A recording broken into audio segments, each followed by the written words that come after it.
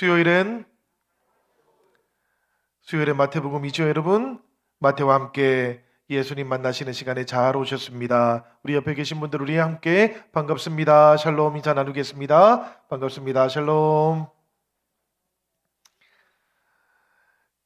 우리가 오늘은 이 마태복음 10장 34절에서 42절까지의 말씀을 통해서 참된 평화를 주시는 예수님에 대해서 우리가 한번 말씀을 묵상하고 또 은혜도 나누려고 합니다. 우리가 성경을 보면 메시아로 오시는 분은 평화의 왕으로 그렇게 예언이 되어 있어요. 가장 대표적인 예언이 이사야서 9장 6절의 말씀인데, 이 이사야서 9장 6절의 말씀은 이렇게 되어 있습니다. 이는 한 아기가 우리에게 낳고 한 아들을 우리에게 주신 바 되었는데 그의 어깨에는 정사를 메었고 그의 이름은 기묘자라 모사라 전능하신 하나님이라 영존하시는 아버지라 평강의 왕이라 할 것임이라. 이 말씀에 보니까 평강의 왕으로 오시는 분이 바로 메시아시다라고 그렇게 되어 있지요. 바로 이 예언처럼 누가복음 2장 14절을 보면 천사들이 예수님의 탄생을 축하하면서 땅에서는 하나님이 기뻐하신 사람들 중에 평화로다 이렇게 찬송을 합니다. 평강의 왕이 탄생한 것을 천사들이 찬송했다라는 그런 말씀인 것이지요. 우리 예수님께서는 산에서 설교하셨을 때에도 화평하게 하는 자가 복이 있나니 그들이 하나님의 아들이라 일컬음을 받을 것이다 라고 그렇게 마태복음 5장 9절에서는 말씀을 하셨습니다. 그리고 지금 우리가 마태복음 10장의 말씀을 길게 보고 있는 중이지요. 예수님께서 이 마태복음 10장 12절에서 제자들을 파송하셨을 때에도 예수님은 제자들에게 어느 집에 들어가든지 간에 평안을 빌라 평화의 인사를 전하고 그 인사를 받는 사람들 집에는 복을 빌어주라 그렇게 말했던 것을 기억합니다. 예수님을 만났던 사람들도 모두가 다 평화를 경험했어요. 예수님을 통해서 하나님과 화해했습니다. 예수님을 만나고 예수님께서 충만하게 내주하시고 나면 깨어진 사람들 그 사이의 관계, 사람들 사이에 깨어진 관계들도 평화를 누리게 되었습니다. 성령의 9가지 열매들이 있지 않습니까? 그 가운데 사랑, 희락, 화평, 세 번째 열매가 평화의 열매 아닙니까? 그지요? 성령께서 우리 가운데 내주하시고 충만하면 이 성령의 사람도 평화를 열매로 맺게 되어 있다라고 성경은 그렇게 말씀하고 있는 것이지요. 예수님을 만난 사람, 그 사람은 마음의 평화도 얻게 됩니다. 왜 그런가 하면 예수님을 만나고 나면 자신과의 화해도 이루어지기 때문에 그렇습니다. 그러니 여러분, 우리가 평화를 빼놓고 예수님을 말하고 표현하기는 불가능하다라는 그런 생각이 듭니다. 그런데 오늘 우리가 읽었던 본문의 말씀 34절을 보니까 이 말씀이 우리를 너무나 당황스럽게 만들고 있지 않습니까? 왜 그런가 하면 예수님께서는 내가 세상에 화평을 주러 온 줄로 생각하지 말라. 화평이 아니라 금을 주러 왔노라. 이렇게 말씀하고 계시거든요. 여러분들은 어떻습니까? 이 말씀 성경을 읽다가 이 말씀이 나오면 가볍게 패스하십니까? 이 말씀을 잘 해석하기가 어려워서 어떻게 해야 되나 그렇게 고심을 하십니까? 우리가 이 말씀을 어떻게 이해하는 것이 올바르게 이해하는 것일까요? 우선 이 말 뜻을 그대로 한번 풀어봅시다. 검이라고 하는 것, 이것은 전쟁에서 사용하는 무기 아닙니까? 그러니까 싸움과 분쟁을 의미하는 것이지요. 예수님께서는 내가 너희를 화해시키러 온 것이 아니고 분리시키고 싸움시키러 왔다. 말 그대로 옮겨보면 이런 뜻인 겁니다. 그런데 여러분, 예수님의 이 말씀에서 우리가 먼저 생각해 보아야 될 것이 있습니다. 예수님께서 메시아로 오셔서 이 땅에 임하게 하시는 평화라는 것, 그것은 보통 우리들이 평화에 대해서 생각하는 것하고는 조금 다른 것 같아요. 다툼이라든지 긴장이 없는 상태하고는 그 성격이라든지 과정이 조금 다를 수 있다라는 그런 이야기입니다. 왜 그런가 하면 예수님께서 이 땅에 오셔서 이루려고 하시는 그 평화는 세상과 하나님 사이의 관계 회복을 말하는 것이기 때문입니다. 관계가 회복된다라는 것, 그 말 뜻 속에는 처음부터 깨어진 관계라는 것이 전제되고 있지 않습니까? 이 깨어진 관계 속에 있는 그 세상과 하나님 사이의 관계를 회복시켜 주기 위해서 화해와 평화의 메시아께서 오셨는데, 이 메시아에 대한 세상 사람들의 반응이 똑같지가 않다라는 겁니다. 그 평화의 왕으로 오시는 메시아에 대해서 세상 사람들이 보여주는 반응들이 나뉘어진다라는 그런 이야기예요. 그래서 평화의 왕으로 오시는 예수님과 세상이 다투는 게 아니고, 그 평화의 왕을 만나고 거절하는 사람들과 받아들이는 사람 사이에 싸움이 생기고 긴장이 수반될 수밖에 없다라는 그런 의미예요. 평화의 왕이신 예수님을 받아들이는 사람들, 거부하는 사람들, 그 사이에 긴장이 생기고 분열이 생기니까 예수님께서는 평화가 아니라 내가 칼을 주러 왔다라고 그렇게 선언하셨던 겁니다. 그러니 예수님의 이 말씀은 곰곰이 생각해 보면 참 안타깝기는 하지만, 그러나 피할 수 없는 것이기도 하다라는 그런 생각이 들어요. 물론 이 긴장과 분열을 피할 수 있는 방법 있습니다, 여러분. 뭔가 하면 세상과 타협하는 겁니다. 예수님을 믿는 사람들도 세상과 타협하면 긴장이 생기지는 않아요. 세상과 굳이 갈등하지 않고 불화하지 않고 적당히 타협하면 싸우지 않고도 살아갈 수 있습니다. 그런데 문제는 우리 예수님께서는 그런 상태를 참된 평화라고 보시지는 않으신다라는 겁니다. 그런 평화는 깨트려져야 하는 거짓 평화에 불과하다, 이렇게 말씀하시는 것이지요. 내가 세상에 화평을 주러 온 줄로 생각하지 말라. 예수님께서 이렇게 말씀하셨을 때 이 화평이라고 하는 것이 바로 거짓 평화를 말씀하신 겁니다. 이 거짓 평화는 죄와 불법의 기초에 있는 평화를 가리키는 것이에요. 가족 관계, 혹은 사회적인 관계들, 혹은 도덕적인 관계들까지 포함해서 우리들에게 중요한 가치 질서라고 하더라도 그런 것들이 전통적으로 행해져 왔던 관습적인 악의 기초에 있는 것이라면, 그런 것들이 하나님을 떠나 있는 죄의 질서라고 한다면 세상 사람들은 그런 것들을 좋은 것이라고 생각할지 몰라도 하나님과의 참된 화해를 이루기 위해서는 깨어져야 하는 거짓 평화다라고 예수님께서는 그렇게 말씀하셨던 겁니다. 그래서 예수님의 같은 말씀, 오늘 우리가 읽었던 이 본문과 똑같은 말씀을 다루고 있는 누가복음 12장 49절에서는 이 거짓 평화가 깨어져야 한다라는 것을 이렇게 표현했던 거예요. 내가 불을 땅에 던지러 왔노니. 주님께서 이 땅에 불을 던지러 오셨다라는 것은 무슨 뜻이겠습니까, 여러분? 이 거짓 평화가 송두리째 그 뿌리에서부터 다 태워져야 한다라는 그런 뜻이겠지요. 뿌리에 놓여있는 그 악이 불태워지고 죄가 쫓겨나는 하나님의 승리와 함께만 참된 평화가 임할 수 있다, 이런 뜻이겠습니다. 여러분, 예를 한번 들어보지요. 수술을 꼭 받아야만 살 수 있는 환자가 있다고 한번 생각을 해보시길 바랍니다. 그런데 문제는 이 수술을 받으려면 여러 가지 고통을 견뎌내야 하는 겁니다. 그 고통 때문에 미봉책으로 진통제만 자꾸 처방을 합니다. 그러면 이 고통은 없고요, 아픈 것도 좀 약해지겠지요? 그렇다고 해서 질병이 치유되는 것은 아니지 않습니까? 예수님께서 지금 말씀하고 계시는 이 거짓 평화라고 하는 것이 꼭 그런 역할을 하는 것이란 이야기입니다.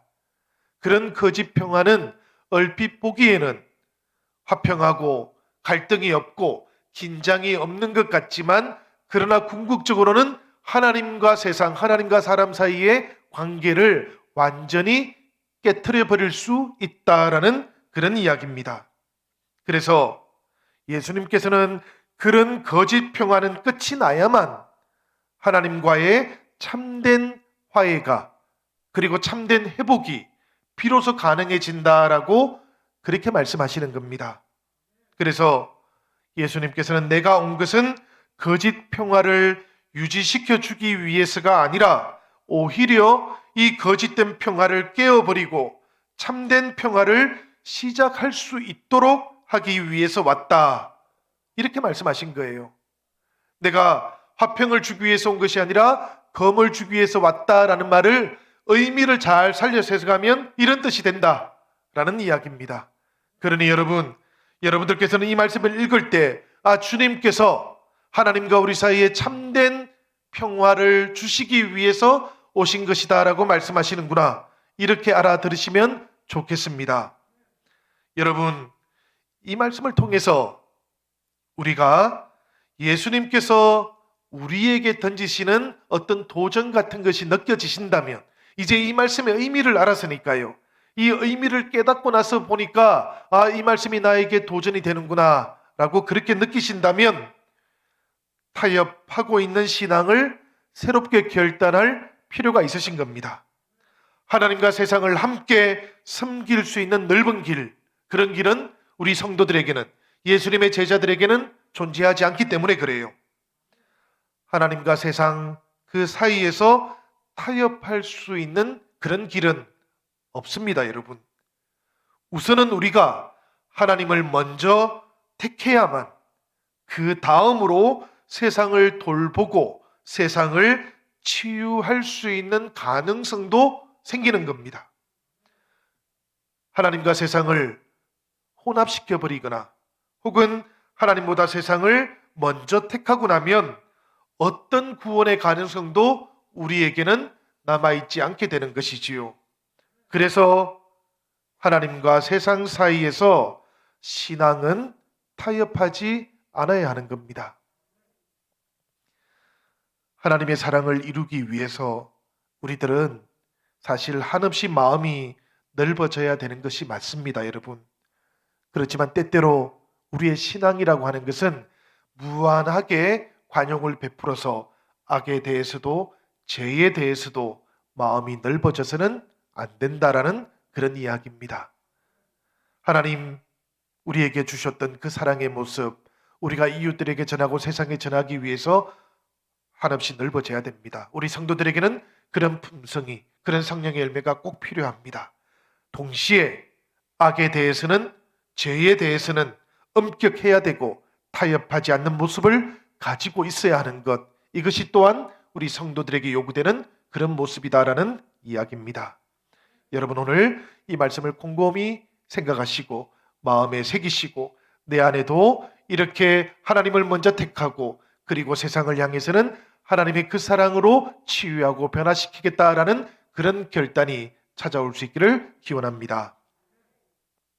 평화의 왕, 이 평화의 왕으로 오신 예수님을 앞에 두고 직면하게 되는 사람들 사이의 긴장과 불안, 그리고 분열, 이런 것들이 아주 멀리 나하고는 상관없는 사람들하고만 생기지는 않아요, 여러분.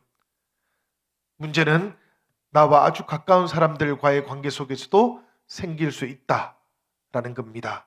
오늘 말씀 속에서는 보면 나와 가장 가까운 가족 관계 속에서도 이런 분리와 긴장이 생길 수 있다라고 그렇게 말씀하고 있어요. 사실은 생각해 보면 가까운 사이일수록 이런 긴장이 더 강하게 나타날 수도 있습니다. 때때로 우리가 이런 경험들을 하시는 성도님들을 보게 되지요. 또 어떤 분들은 그렇지가 않습니다. 어떤 가족들은 크게 문제를 삼지 않지요. 그런데 여러분, 이런 현상이 나타나게 된 이유는 뭔가 하면 우리가 예수님 시대로부터 세월이 흐르면서 점점 더 신앙이라는 것하고 삶이라는 것하고 생활 양식이라고 하는 것이 분리되었기 때문에 그런 겁니다. 예수님 당시에는 이렇지가 않았어요.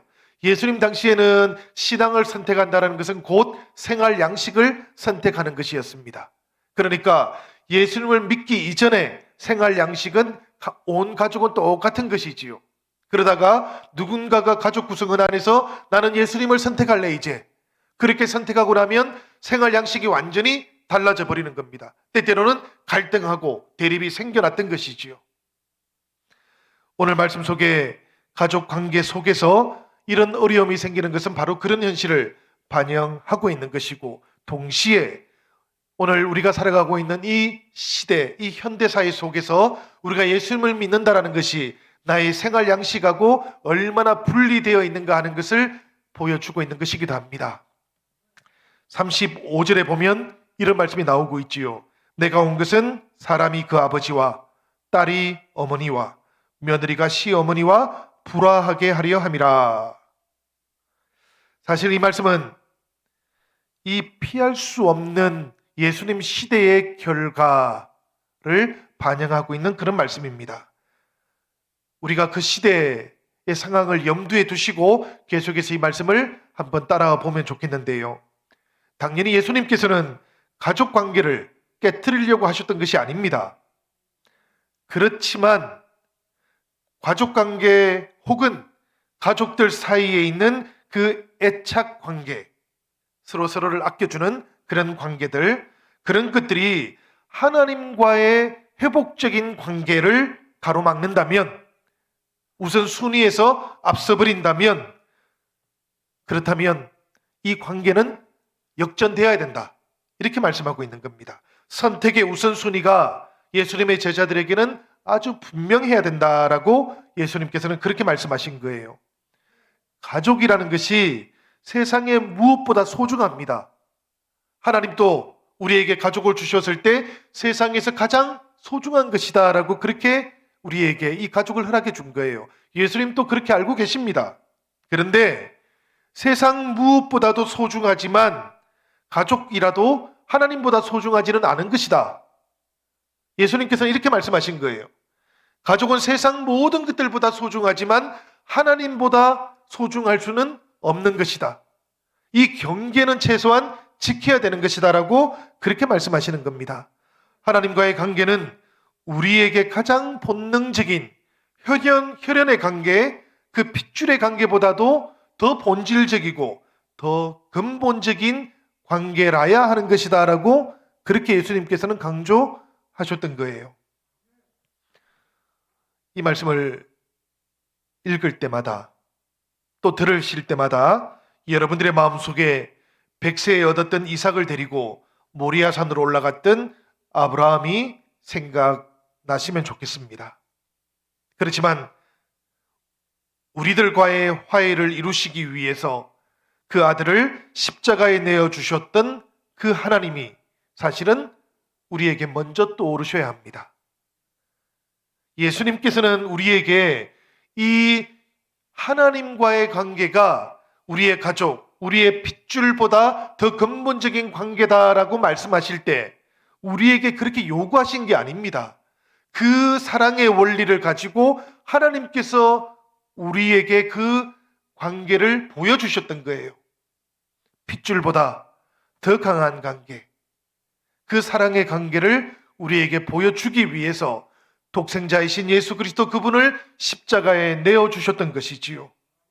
그러니까 예수 그리스도의 보혈을 통해서 우리에게 나타난 이 하나님의 사랑이라고 하는 것은 피보다 더 진한 것이다.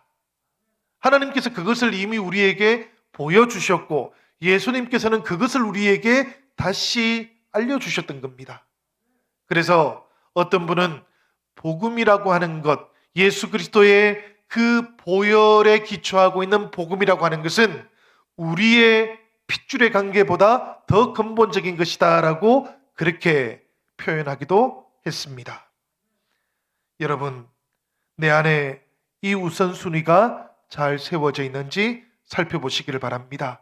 하나님하고 나와의 관계가 이렇게 근본적이고 본질적인 관계인 것이 맞는지 오늘 이 말씀을 통해서 꼭 살펴보실 수 있기를 바랍니다. 예수님께서 제자들을 파송하실 때 너희들은 나와 그런 관계로 맺어져 있단다라고 그렇게 말씀하시면서 제자들을 세상 속으로 파송하셨던 것이거든요. 우리가 주님으로부터 제자로 그리고 파송을 받은 사람들이라면 내 안에도 바로 그런 본질적인 관계가 잘 자리를 잡고 있어야 하는 것이겠지요. 세상과 하나님 그 사이의 관계, 그 다음에 가족과 하나님 그 사이의 관계, 이것보다도 더 근본적인 경쟁 관계 속에 있는 것이 하나 있다면 그게 뭘까요? 결국에는 자기 자신과 하나님 사이입니다. 자기 자신을 더 사랑하는가? 하나님을 더 사랑하는가? 자기 자신이 먼저인가? 하나님이 먼저인가? 오늘 말씀을 보면 예수님께서는 세상과 하나님 사이에 어떤 것이 우선순위인지를 물으셨고요. 그 다음에는 이 핏줄로 이어져 있는 가족들 사이의 관계와 하나님과의 관계, 어떤 것이 더 본질적이고 근본적이냐 이렇게 물으셨고요. 그 다음에 물으셨던 것이 뭔가 하면 너 자신하고의 관계와 하나님과의 관계 속에서는 어떤 것이 더 본질적이냐 이렇게 물으십니다. 39절의 말씀 제가 한번 읽어보지요. 자기 목숨을 얻는 자는 잃을 것이요 나를 위하여 자기 목숨을 잃는 자는 얻으리라. 여러분, 이 말씀 속에서 긴장 관계 속에 있는 사이가 하나 있어요. 그게 뭔가 하면 나를 위하여 라는 것하고 자기 목숨을 위하여 라는 것입니다. 나를 위한다라는 것은 당연히 주님을 위하여 라는 뜻이고요. 자기 목숨을 위하여, 이 둘 사이에 긴장이 있다라는 그런 이야기지요. 자기 목숨을 최우선 순위에 두면 말씀을 보니까 예수님의 제자가 될 수 없다 그럽니다. 예수님을 뒤따르고자 하는 제자는 자기 자신에 대한 집착을 버려야 하기 때문에 그런 거예요.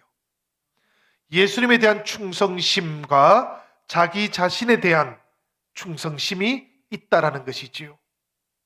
이 두 가지가 충돌할 때 제자는 예수님을 택하는 사람들이라고 합니다. 경쟁할 때 예수님을 먼저 택할 수 있는 사람은 자기 십자가를 지는 사람, 그렇게 표현하고 있는 것이지요. 그래서 38절, 제가 조금 전에 읽었던 말씀 바로 앞절에 38절의 말씀을 보면 자기 십자가를 지고 나를 따르지 않는 자도 내게 합당하지 아니하니라. 오늘 우리가 봉독했던 말씀을 보면 합당하지 않다, 주님께 합당하지 않다라는 그 표현이 여러 번 반복해서 나오지요. 그죠? 그게 보니까 어떻게 되어 있는가 하면 37절에는 아버지나 어머니를 나보다 더 사랑하는 자는 합당하지 않다. 또 반대로 아들이나 딸을 나보다 더 사랑하는 자도 합당하지 않다. 그 다음에 자기 십자가를 지고 나를 따르지 않는 자도 합당하지 않다. 예수님과 제자 사이의 이 관계에 합당하지 않은 것을 주님께서는 이렇게 표현하고 있는 겁니다. 그 중에서도 이 38절은 바로 자기하고 예수님 사이에서 로얄티가 어디에 있는가, 충성심이 어디에 있는가를 통해서 주님께 합당한 사람, 주님의 제자로 합당한 사람은 누구인가 하는 것을 예수님께서 말씀해 주셨던 것이지요. 여러분, 이 말씀을 읽으면 참 기가 찹니다. 왜 그런가 하면 자기 십자가를 진다라는 것, 이게 참 기가 막힌 일이거든요. 우리는 보통 자기 십자가를 진다고 하면 자신에게 맡겨져 있는 사명을 진다라고 생각할 때가 있고요. 또 자기에게 조금 불편한 것이 있다 할지라도 그런 불편한 것을 감내한다라는 이런 의미로 사용을 합니다. 그렇지만 자기 십자가를 진다라는 말의 의미는 그보다는 훨씬 더 심각하거나 훨씬 더 본질적인 어떤 것을 말하는 거예요.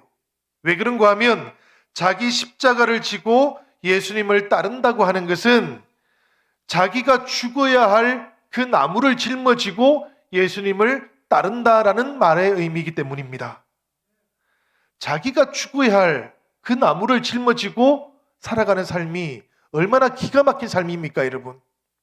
그런데 예수님께서는 이 세상에서 예수님을 잘 따른다라는 것은 자기 십자가를 자기가 메고 가는 것하고 똑같은 것이다라고 그렇게 말씀하니 예수님의 제자가 된다라는 것이 얼마나 기가 막힌 일입니까? 이 기가 막힌 이 일에 그런데 성경은 끊임없이 그리고 예수님께서도 끊임없이 여기에 놀라운 비밀이 숨겨져 있다고 여기에 놀라운 신비로움이 담겨져 있는 것이다라고 우리에게는 계속해서 그렇게 말씀하고 있는 거예요. 이것이 십자가의 신비인 것이고 이것이 신앙의 비밀이다라고 그렇게 말씀하고 있는 겁니다.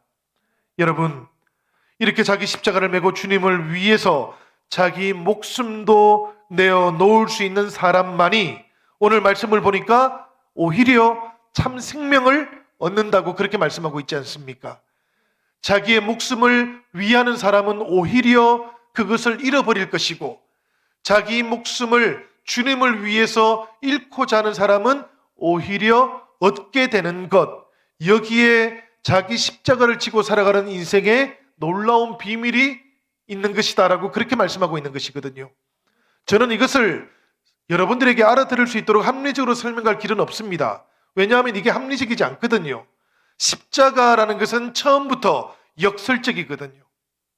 여기에 하나님이 개입하시고 여기에 하나님께서 은혜 가운데 인도해 주시지 않으면 십자가는 사형의 도구일 뿐이고 십자가의 그 마지막은 실패와 죽임 뿐이기 때문에 그렇습니다. 합리적으로 설명하면 이렇게 끝나야 되는 일인데 여기에 하나님께서 개입에 들어오신다는 이야기입니다. 이 하나님께서 개입에 들어오시기 때문에 이 십자가의 신비는 신앙의 비밀은 우리가 결단해야 하는 것이고 그리고 체험해야 하는 겁니다. 여러분, 예수님께서는 제자들에게 신앙의 결단이 필요하다고 그리고 신앙의 모험이 필요하다고 그리고 하나님을 향한 용기가 필요하다고 그렇게 말씀하셨던 겁니다. 그렇게 결단하는 사람, 그렇게 모험하는 사람, 그렇게 용기를 가지고 신앙을 선택하는 사람, 그 사람이 참 평화를 얻게 되는 것이고 하나님의 보상을 받게 되는 것이다 라고 오늘 말씀은 우리에게 그렇게 알려주고 있는 거예요. 이 말씀의 마지막은 보상과 관련해서 이어지고 있지요. 우리가 읽어보면 40절부터 42절까지의 말씀은 제자들을 영접하는 사람들이 받을 보상에 대한 말씀입니다. 사실 여러분, 이 말씀은 이미 우리가 읽었던 마태복음 10장 12절부터 15절까지에 나오는 영접하지 않는 사람들이 받게 될 그 형벌에 이어지는 말씀이에요. 영접하지 않는 자들에 대해서는 이미 다루었습니다. 그런데 이제 예수님께서는 이 제자를 파송하시는 이야기의 마지막에 이 40절부터 42절까지에서 영접하는 사람들이 받게 되는 복이 어떤 것인지를 우리에게 알려주고 있는 겁니다. 그런데 이 말씀을 읽어보다 보면 우리가 놀라운 사실을 하나 발견하게 됩니다. 우리 40절의 말씀 다 함께 한번 읽어보지요. 40절 말씀입니다. 우리 화면을 통해서 읽겠습니다. 너희를 영접하는 자는 나를 영접하는 것이요 나를 영접하는 자는 나를 보내신 이를 영접하는 것이니라. 아멘. 이 말씀을 보면 여러분, 예수님의 보냄을 받은 제자들을 영접하는 것, 그것이 그 제자들을 보낸 예수님을 영접하는 것이다 라고 예수님께서 스스로 말씀하시는 거예요. 그리고 또 이렇게 예수님을 영접하는 것은 예수님을 보내신 하나님을 영접하는 것이다. 이것을 우리가 영접하는 것과 관련해서 그 관점에서 한번 생각을 해보면 예수님께서는 지금 제자들에게 무엇이라고 말씀하고 있는가 하면 이 영접하는 사람들에게는 제자들이 곧 예수님이고 제자들이 곧 하나님이기도 하다라고 그렇게 말씀하고 있는 거예요. 예수님께서는 지금 제자들을 예수님 자신과 동일시할 뿐만 아니라 심지어는 예수님을 파송하신 하나님과도 동일화시키고 있다는 이야기입니다. 이것이 예수님께 보냄을 받은 제자들이 가지고 있는 이 세상에서의 특권인 거예요. 여러분, 이것보다 더 큰 상이 있을까 생각해 봅니다. 주님으로부터 보냄을 받았고요. 주님으로부터 파송을 받아서 세상 속에서 때때로 고난을 당하기도 하고 때때로 거절당하기도 하겠지만 그런 제자들을 향해서 예수님께서는 내가 바로 너희와 똑같다고, 하나님께서 바로 너희와 똑같다고, 너희를 영접하는 사람들은 주님을 영접하는 것이고 하나님을 영접하는 것과 똑같은 일이 일어나게 되는 것이다라고 그렇게 말씀해 주고 있는 것입니다. 분명히 제자들은 수많은 거절을 당하면서 복음을 전할 겁니다. 그렇지만 예수님의 이 말씀을 듣게 되었을 때 제자들은 주님으로부터 한없는 위로를 받았을 것이고 또 격려도 받게 되었을 거예요. 왜냐하면 예수님께서 제자들과 똑같다고, 하나님께서도 너희와 똑같다고 그렇게 말씀하시니 말입니다. 예수님께서 우리를 향해서 너희가 나와 똑같은 존재란다, 하나님도 너희와 똑같은 존재란다, 그렇게 동일화시켜 주시면 이 주님의 말씀이 우리에게 얼마나 큰 위로가 되고 또 용기를 주는 말씀이 되겠습니까? 사랑하는 여러분, 보냄을 받은 사람들, 이 땅에서 제자로 살아가는 사람들은 모두가 다 이렇게 예수님과 동일화된 사람들이다라는 것을 꼭 기억하시기를 바랍니다. 제자들에게만 이런 특권이 주어졌던 것이 아닙니다, 여러분. 이 제자들을 영접한 사람들, 그들에게도 보상이 주어집니다. 예수님께서 그렇게 약속을 해주셨어요. 제자들을 선지자로 영접하는 자에게는 선지자의 상이 주어질 것이다. 제자들을 의인으로 영접하는 자들에게는 의인의 상이 주어질 것이다. 작은 자 하나에게 냉수 한 그릇이라도 주는 사람들에게는 상을 잃어버리지 않게 될 것이다. 주님께서 그렇게 말씀해 주셨습니다. 선지자를 영접하는 것, 그리고 난 다음에 선지자의 상을 받게 되는 것은 무엇을 말하는 것일까요? 저는 예수님께서 어쩌면 이 이야기를 염두에 두셨을지 모르겠다, 그렇게 생각합니다. 바로 열왕기상 17장에 나오고 있는 사르밧 과부의 이야기입니다.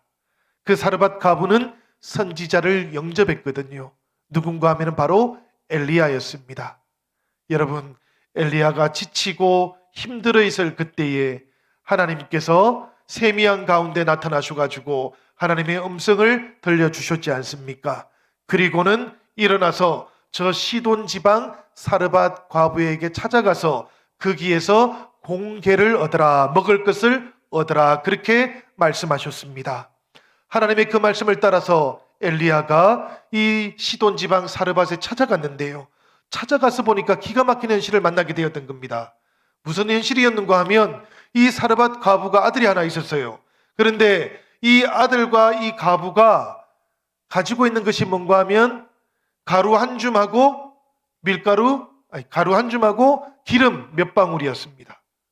이 과부가 아들하고 무엇을 하려고 했는가 하면 마지막 남은 기름을 부어가지고 떡을 만들어 먹고는, 그것이 뭐 큰 떡이겠습니까? 조그만하게 전을 하나 부쳐 먹고 나면 아들하고 함께 목숨을 끊으려고 했다는 이야기 아닙니까? 그런 현실을 엘리야가 만나게 되었다라는 이야기입니다. 그런데 하나님께서는 엘리야에게 이 사르밧 과부에게 공개를 청하라 그랬던 것이지요. 엘리야가 이 사르밧 과부에게 먹을 것을 달라 그럽니다. 그러자 사르밧 과부가 자신이 가지고 있던 그 가루 한 줌하고 기름을 딱 부어가지고 떡을 만들어 주면서 말하기를, 사실은 제 아들과 이 마지막 남은 가루 붙여서 먹고는 죽으려고 했습니다. 이 이야기를 들은 엘리야가 뭐라고 합니까? 그 떡을 나에게 주시오 라고 말하면서 하나님의 뜻이라고 그렇게 말했던 것 아닙니까? 사르밧의 여인이 그 이야기를 듣고 그대로 순종하면서 영접했던 거예요. 이 이야기가 영접하는 이야기입니다, 여러분. 하나님께서 이 사르밧의 과부를 어떻게 보셨는가 하면 엘리야를 영접하는 것으로 여기지 않으셨던 거예요. 선지자를 영접하던 이 사르밧 과부를 보면서 하나님께서는 하나님을 영접하는 것으로 그렇게 여겨주셨던 겁니다. 그래서 이 사르밧 과부가 선지자를 영접했던 선지자의 상을 받게 된 것이지요. 그 받게 된 상이 뭡니까 여러분? 흉년이 끝날 때까지 이 사르밧 과부의 집에 가루가 떨어지지 않고요, 기름이 떨어지지 않는 복을 받았다, 보상을 받았다라고 그렇게 말씀하고 있는 것 아닙니까? 예수님께서 지금 선지자를 영접하는 자에게는 선지자의 상을 받게 될 것이다 라고 말씀하실 때 저는 이 사건을 예수님께서 염두에 두셨을 것 같습니다. 영접하는 것, 제자를 영접하는 것, 복음을 위해서 헌신하는 사람들을 영접하는 것, 이것을 하나님께서는 그저 사람을 영접하는 것으로 여기지 않으신다라는 이야기입니다. 주님께서 제자를 파송하시면서 주님과 그 파송받는 제자들을 동일화했던 것처럼 말입니다. 하나님께서도 이 선지자를 영접했던 그들을 바라보시면서 하나님 자신을 영접하는 것처럼 여기시고 보상해 주셨다라는 그런 이야기지요. 의인을 영접하면 의인의 상을 받게 된다는 것은 말할 것도 없이 그 복음을 위해서 헌신하는 사람들을 영접하면 구원이 이른다라는 그런 이야기입니다. 오늘 말씀의 마지막에는 보니까 냉수 한 그릇을 대접해도 그 상을 잃어버리지 않을 것이다 라고 주님 말씀하십니다. 여러분, 유대 사회에서 냉수 한 잔 대접하는 것은 무엇인가 하면 가장 기본적인 대접을 말하는 거예요. 사실 이것은 보상받을 만한 그런 대접이 아닙니다. 최소한의 예절 같은 거예요. 그런데 예수님께서는 냉수 한 그릇을 대접해도 그 상을 잃어버리지 않을 것이다 라고 그렇게 말씀하고 있는 겁니다. 무슨 이야기인가 하면 복음과 하나님의 나라를 위해서 헌신하는 이들, 그들을 영접하는 이 일은 하나님께서 결코 잊어버리지 않으실 뿐만 아니라 그 보상이 사람들의 기대와 사람들의 생각을 훨씬 넘어선다라는 그런 이야기입니다. 세상의 계산법을 따르지도 않는다라는 그런 의미를 가지고 있는 것이지요. 얼마나 복된 일인지 모릅니다. 사랑하는 여러분, 우리가 하나님과의 관계 속에서 우선순위를 분명하게 하는 것이 참 중요합니다. 그 우선순위를 분명히 해서 우리가 주님을 앞세우고 하나님을 더 소중하게 우리의 삶 가운데 받아들여서 주님과의 화해를 이루고 또 하나님과의 평안을 이루는 사람이 되면 주님께서는 그런 우리들을 세상 속으로 파송하실 겁니다. 그렇게 파송하실 때 주님께서 우리를 주님과 똑같이 여겨주신다라고 그렇게 말씀하는 것이고요. 그렇게 파송받는 사람들을 영접하면 그 영접하는 우리를 통해서도 하나님께서는 크신 상급을 우리에게 허락해 주실 것이다 라고 오늘 말씀은 그렇게 마무리되고 있는 겁니다. 이 마태복음 10장은 처음부터 끝까지 제자들을 파송하셨던 주님의 말씀이에요. 이 제자를 파송하시면서 주님께서는 때때로 무엇을 전해야 할 것인지, 어떻게 전해야 할 것인지, 어디에 머물러야 할 것인지, 또 하나님과의 우선순위는 어떻게 해야 될 것인지 세세하게 다 일러주셨습니다. 이렇게 일러주신 이유가 뭔가 하면 주님께서는 말씀을 읽는 우리들도 파송하시기 때문에 그렇습니다. 우리가 파송받는 모든 곳에서 이 주님의 말씀을 기억하면서 우리가 하나님의 나라를 아름답게 건강하게 이루어 갈 수 있기를 우리 주님의 이름으로 간절히 축원합니다.